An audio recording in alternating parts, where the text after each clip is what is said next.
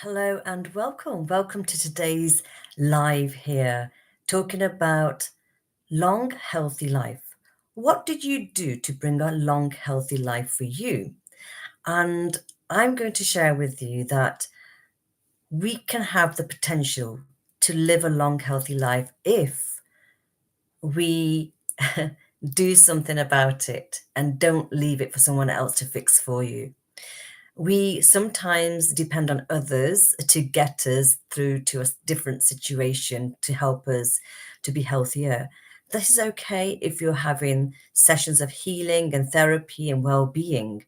I also want to say this, that is okay, but we must take the decision in our own hands first of all to take ourselves to the next part of our journey, a long, healthy life. It's all about taking the decisions into your own hands. What are you doing that you feel is going to support you start today to be there in the future, that long, healthy life? What are you doing today on an emotional level that's going to help you to keep you healthy and well for the future? So, on an emotional level, are you responding and replying in empathy or a non empathic way? When we are empathic and we understand how we can communicate with others, I know sometimes we have to speak our truth, and that happens too. Sometimes you just need to say something in a moment where you want someone to listen to you and hear you and get your message across. But again, how can we do it in a way that we feel that we're empowering ourselves, but also empowering others with the way we are emotionally having that conversation? And sometimes I know that we have to say it as it is, and there's nothing wrong with that. It's almost though understanding that you're doing it in a way that isn't necessarily going to harm anybody, but yet you want to get your emotional message through. So, emotionally, how are you communicating with others, and what are you doing to make it as easy as possible for yourself too? This is interesting, isn't it? The next thing I'm going to be looking at is on a mental level, how do you cope with things from day to day? What do you do for yourself that is helping you mentally feeling more balanced, feeling like I'm going to do more, I can create more, I can do more? What are you actually doing on a mental level? Are you the sort of person that is procrastinating a lot and wanting to do things but never get around to finishing something off or doing it? That sometimes can be because we haven't got enough self-worth. We don't think of ourselves in a confident way, or our self-esteem might be low. And I'm sharing this from personal experiences as well, where I may have procrastinated about doing something because I just feel a little bit like, should I do it now? Is this the right time? Or we sometimes can put things in the way so we don't do it. And that's procrastinating. We sort of put it back, put it back, put it back, and never really get it done. So mentally, we may be stopping ourselves from moving forward. And I think if we can sort of look at life to say, time is ticking away, what can I do right now? What can I do right now to support my journey for there? Because all of this is all about that longevity. It's all about health, well-being, healing, the way I think about things emotionally, mentally. What am I doing? Am I putting a stopper on my own self? Am I stopping my own growth by not doing something? We've all been there, and I've done it too. So I totally understand. And it sometimes can be hard to get out of that space of not moving forward. So to have a healthy, long life is about doing things today, putting things into place today for that tomorrow, for the next year and the years beyond. So emotionally, how are you coping with things and what are you doing? Mentally, what are you doing? Are you stopping your own growth, or are you thinking, I'm going to get things done? Sometimes it's a really good idea. I don't know if you make lists, but if you make a list to do something, tick it off as you go along. And I know sometimes myself, I can have a lot of lists, but I get through it. But I don't put too much pressure on myself because I also want to enjoy the moments.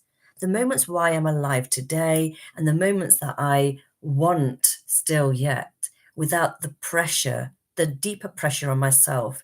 And I see a lot of entrepreneurs and coaches and business owners who put a lot of pressure on themselves, and then they become so frazzled, so mentally drained, and cannot see the wood for the trees.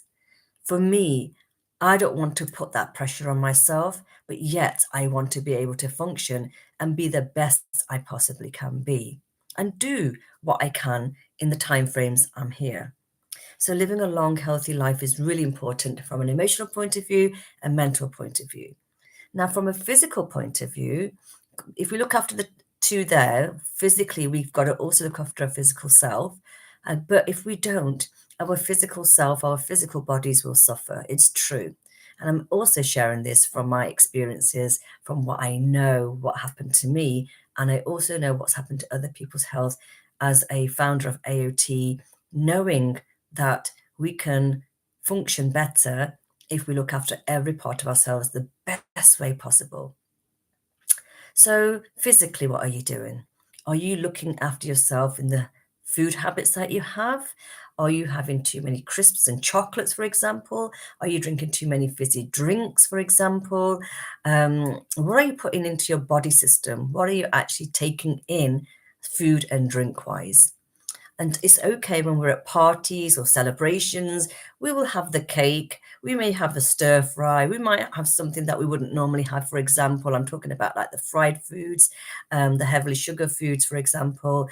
And I also go through these phases, but then when I'm back home, not from in a celebration or a party or an exhibition or event, I would then really look at what do I need to be cutting right back down on. And then I go back to eating what I would normally eat at home, which is my healthier foods. So if we can't get it outside, when you come back into your home environment, go back to your home cooking. Okay. Bring more fruit and vegetables into your diet. Yes. Let's do 70-30. 70% of your plate should be fruits, salads, vegetables, and the other 30% could be your meats or your fishes, okay, for example. And that works really well for me. What about these times that we're coming up into the winter months? What could you be really putting onto your plate? We could be cooking stews and soups, for example, with the maximum amounts of vegetables in it to give our body system the immunity it really needs to keep us healthy and well through these winter months. I also know that people are struggling with their health already. There's a lot of coughs, colds, flus, and maybe even COVID is on the rise. Sometimes we don't want to hear that word, but it's true because you're seeing people coughing and spluttering, and you're seeing people who are struggling with their breathing because these diseases and these things can happen to us during these times of the years. Okay, so again, you may need to take some supplements to give you longevity of life. For example, you can get vitamin C powder that you can put into a drink of water and drink one every day to give yourself that boost of vitamin C immunity. The next thing I would like to share with you here is what are you doing for deep down on a meditational state, prayer state? Some people like to pray, some people like to meditate, some people like to do yoga, some people like to do other things, but what else are we doing? For me, I love to use the AOT system, which is AOT is Angels of Transformation or awareness, optimization, and transformation that helps the body system to revive again, rejuvenate to every cell, and it does work like that. Okay, so the next thing I wanted to share with you here is look after your soul because your soul really needs to be here, healthy, bright, sparkly, energized, and all of these things are part of living a long, healthy life. So the next thing I'm going to do here is I'm going to share something with you. So the transformative path is a way forwards of living a long, healthy life. And it's about the 7 steps that you can have to your personal growth and your personal empowerment. Sometimes we get knocked by things and we start to wonder, what is there out there that's going to really, really help to bolster me up that little bit more than it was the day before? So let's just share some things with you here. Transformation happens when you say yes to yourself. Transformation is going to happen when you're thinking about I want more and I don't want to stay stuck. So let me just share some things with you. Okay. We have one physical body, to have as your vehicle, one soul, which is you, the guiding light, one mind, which is also your consciousness. These things are part of your essence. Okay. And I'm going to share some more things with you here. That's just that part of this. What is transformation? Transformation, I can share, and I've written this in my book, but also I'm going to read it out to you just as a short paragraph, just to so allow you to understand. Transformation happens, it's a change. For some, it may be a more of a dramatic change, and for some, it can come in many and various forms. So one is it could be a personality change. Somebody might be thinking in a certain way that all of a sudden they may have an aha moment and something may change in that time frame for them to think, oh my goodness me, if that is how I've been thinking for such a long time, what do I need to do? And they may just have a switch there and something may tilt or pivot and turn around for them, and they may think differently. So a person's character can change, a personality also can change, even though we can say a leopard never changes its spots, but we can see these changes in people if people really want it. Okay, the next thing I wanted to share with you here is imagine that seed that you may put into a plant pot, and you're literally seeing it grow every day because the sunlight is on it, you're watering it, and this is the growth that we can see in anything really. It's just that seeing that is your growth. That's transformation. Next thing I'd like to share with you here is your perspectives, how you view things, your behaviors, or it could be somebody else's behaviors. We look at the mindset. This is all parts of transformation. This is all parts of growth. And this is almost like that alchemical change where we can see something that's base metal turning into something amazing, something more shiny, something more attractive in some sense. We can see that attractive change happening. So transformation is all about the understanding of the growth, and it's all about looking at it from a point of view where growth is all about improving something in your life and in your mind, emotions, physical being, and mental wellness. We are all evolving, in fact, every single day, but we don't want to limit some things either, because if you're thinking you want to do something, it's about time to go and get it and do it. Okay, we know that this world is changing. We're seeing things happening every single day in the media. So we want to be careful, because step 2 of this is anxiety, stress, and depression. And this can happen for a lot of people. How many decades of anxiety have we had? How many years have we put up with something when we may have thought of that stress or anxiety could have been less? Well, the tools are in this book to support your journey. It's about looking at what's been happening and how can we change it. Okay, you can put words into somebody's mouth, but it doesn't mean they are going to change. We've got to look at this. We've got to look at the way we are being treated, how we treat others, and looking at and reducing those stresses and anxiety states that we may struggle with every now and again. Okay, so the next thing I want to share with you here is this. Anxiety, what is it? It's a natural response that your body can go through. It's a response even to stress. It depends on how much stress we're feeling at that time. And that stress can be heightened and it can be lessened. The way we lessen it can happen through various different techniques. Okay, if we are having anxiety and stress, we may have difficulty, as it says in this book, in concentrating. We may feel irritable. The body can feel tense, and the shaky feeling comes into the physical body itself. We have trouble sleeping, thinking, we may be pacing the room, and the fast heartbeat can be there too, as well as sweating. So these stress and anxiety states we can reduce, but we also know linking with that can come into depression, depending on how well you're looking after yourself. So the longevity of life really matters. If we are not looking after ourselves, these are the states that we can suffer with. These are the symptoms that we can have. For example, when we go into depression states, we will have problems with relationships. We'll have problems maybe with finances. We see lack of self-worth. And we have extreme lethargy, lack of concentration, feeling withdrawn, cannot think properly, and don't want to leave the house. So these are just some of the many things that have been talked about within this book. But we also want to look at hope, helping people open their eyes and seeing that there is a bigger picture out there too. And the different techniques within this book are given there for that support to come to you. So we also talk about empathic and non-empathic people in this book. So we're looking at here to have a longevity of life. The soul and the mind is also important. We cannot have one without the other because we all have both. It's up to us how much we want to believe in this. But I do believe from my own experiences that we can lessen our sufferings if we understand the mind, the body, and the soul. These three things are exactly you. There's a journey that you are on, and that journey is of the soul. That's you. The mind is yours. How does it operate? How does it respond?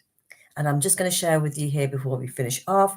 There are 7 soul and mind thoughts, and I want you to really look at these as I speak about them. You can take a pen and paper, write it down, because it will change time and time again from one week to another. Number 1, first thought. How do you perceive your soul? How do you perceive your soul? Number 1. Write down, how do you perceive your soul? It's interesting, isn't it? Think about it. How do you perceive your soul? One-line sentence is fine if that's all you can write for now. You can go deeper into this after I finish this live with you. How do you see your soul? Joyous or struggling? How do you see your soul? Joyous or struggling? We are all unique. We're all different. And depending what's happening in this moment, you're going to answer these in that time frame. And you can go through this again in a week's time or in 2 weeks' time and answer these questions again. Next one, are you ready to go deeper? Number 3, are you ready to go deeper to explore more about you? Yes, it's interesting. In the times we are living, the world has changed so much in 5 years. And even this year, the world has changed a huge amount in 2025. So, it's a question to be asked. Are you ready to go deeper to explore more about you? And for me, I know the importance of exploring ourselves first so that we can look after the people around us. If we don't know who we are, how can we help others? Number 4, are you achieving your soul's desire? Are you achieving your soul's desire? Big question. Are you in fulfillment? Are you fulfilling what you really want to be doing? Okay. And the next one, number 5, does your mind run away with thoughts? Does your mind run away with thoughts? Do you have a lot of thoughts going through your mind that there are just so many coming in and these thoughts keep coming in, you just run away with them? Question. We have thousands of thoughts per day, but most of those thoughts are not, and especially if it comes to fear, usually are not going to happen. But our mind runs away with things, and we can exaggerate something in our own minds, and it becomes bigger and bigger and becomes almost truthful. And that's when the fear sets in, because there may be some fear already there, but we're amplifying the fear rather than decreasing it. That's when we can go into procrastination as well. Number 6, would you like to have more peace of mind? Would you like to have more peace of mind? Okay, answer that. See how you feel with that. Peace of mind. Number 7, the 7th thought is, now take 3 minutes, close your eyes and gently breathe in and out. In this moment, you may want to just take a minute just to breathe in and just breathe out.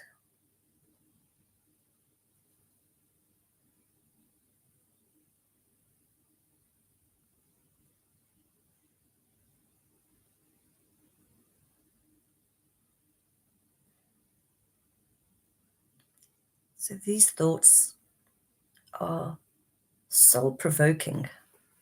They really are. And it's about understanding, what do I really want from my journey? What do I really want from this journey?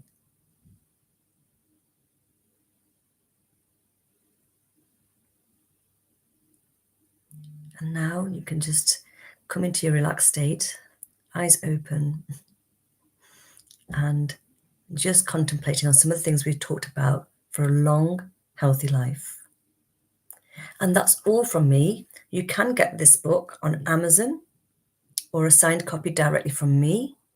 You can also contact me if you'd like me to coach you into well-being and your future life, to have the desires and look at fulfilling what you are here to do. As an expert of 24 years in emotional mental health and well-being, I can help you. Like already we've helped thousands of people through various ways to be in a space where they can understand some of the things I've spoken about already. But to coach you with the one-to-one sessions, you can book a call with me. So I will drop my link here for Soul to Soul Wellbeing, and there you will be able to contact me and book your sessions or a discovery call. Let's just do that first, see if you're suitable and if I'm suitable for you, and take you on this journey to greatness, which you're entitled to. Thank you so much. My name is Parveen Smith, Honorary Doctorate, Dr. Parveen Smith for the United Nations Global Peace Council and 13 times Global Awardee, helping people around the world. Take care. Thank you.